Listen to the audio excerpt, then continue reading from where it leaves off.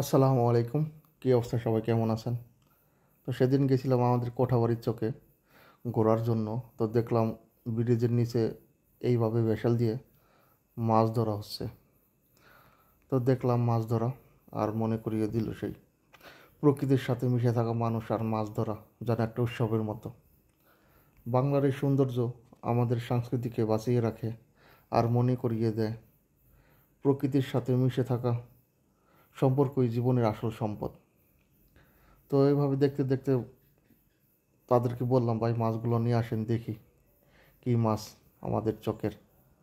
তো দেখলাম, আর আপনারা তো সবাই জানেন, চকের টাটকা মাছ স্বাদই অন্যরকম, অতুলনীয়। তো এখানে ছোটো বড়ো অনেক ধরনের মাছই ছিল, আমি অনেক মাছের নামও জানি না। তো অবশ্যই আপনারা জানাবেন মাছগুলো কেমন হয়েছে আর কত টাকা হয়েছে, অবশ্যই কমেন্টে জানাবেন।